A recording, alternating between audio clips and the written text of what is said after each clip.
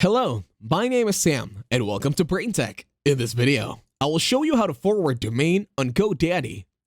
To start, open your internet browser in your PC. Once you are now here, head on over to GoDaddy.com. Now for the first step, you will need to sign into your GoDaddy domain portfolio. Then in step 2, select the checkboxes next to the domains you'll be updating, or select the checkbox next to domain name, and then choose Select All. Select Forward from the action menu. Choose the specific destination URL only. The domain being forwarded will not be SSL enabled or forward over HTTPS. Enter the destination URL domain you will forward to.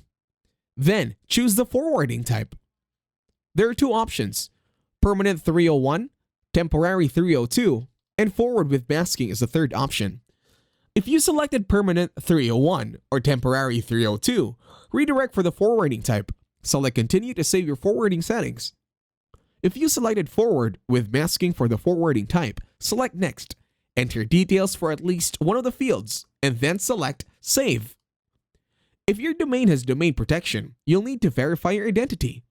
And that's it. Thank you very much for watching. Please leave a like, share, and subscribe to the channel.